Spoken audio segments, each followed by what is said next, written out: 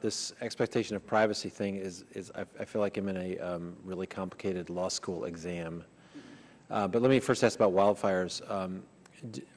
Just to follow up on Ms. Chu, is someone talked about the balance between interfering with firefighting and the ability to assist with firefighting and how that might be arbitrated? Anybody? So, I'm sorry, so in terms of the use of UAS, we've already seen instances where they've interfered with, people are interfering with firefighting. There's been a number of efforts. I think those are more simple to deal with, restricting the use of these vehicles in the course of a wildfire. Has someone, are you aware of any efforts or any models you think to talk about how it's useful to use these implements or this equipment in the course of helping with firefighting? As I indicated, there are firefighting departments that are already embracing and leveraging the technology, but it has to be authorized use. It's got to, if there's an air boss at a site, then they're going to leverage that technology. If someone gets in the air that's not in positive control of the air boss, that's a problem. Is it in process with the FAA? Do you know if that those discussions are taking place now? Well, I've discussed this with the administrator. At this point, if there's a TFR up, we just, it's a little bit like the campaign about the Super Bowl, right? It was a very successful campaign because nobody flew at the Super Bowl. Right. Okay.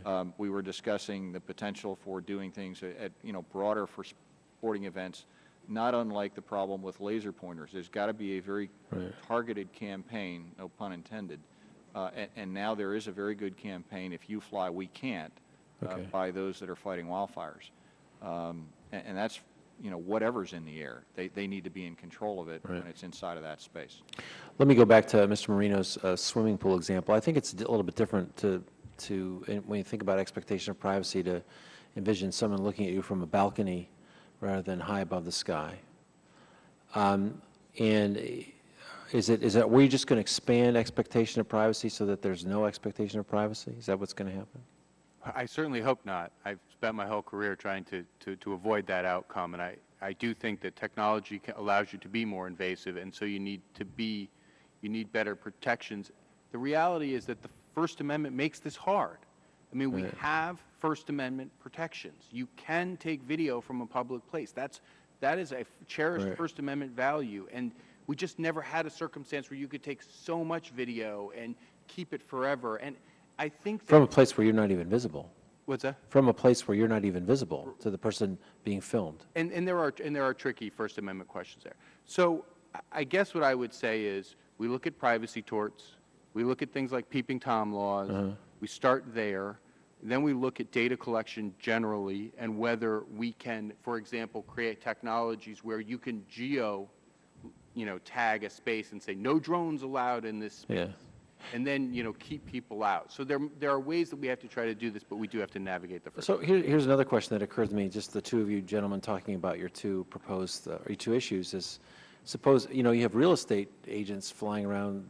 There's no intention on their part to be deleting this data, but they're also filming swimming pools at the same time. Well, certainly I just would say to Mr. Polycron, given that the realtors have said pretty clearly they don't want to photograph people, maybe it becomes we have a code. Yeah, let me go a step further. In our code of ethics, there's also, of course, is your microphone on, sir? We protect our information and data is very private. So at the same time, I know that our staff is working with the NTIA to try to establish an industry standard. When I spoke earlier, Mr. Marino, we haven't done that yet, but we are working on it. So we are very cognizant of privacy and always have been and will continue to be. But that doesn't answer what the standard is going to be and how you're going to come to balancing that. I mean, you want to capture pictures of real estate. I mean, I suppose there's ways to delete that. It's not our intent to take pictures of, let's just say, we would love to take a picture of that swimming pool while no one's there. Right. But I don't think. Good luck this week in San Diego finding a swimming pool with nobody in it. So. Or in Arkansas, as far as that goes. But you can do that. Okay. All right. Well, thank you, Mr. Chairman. I yield back.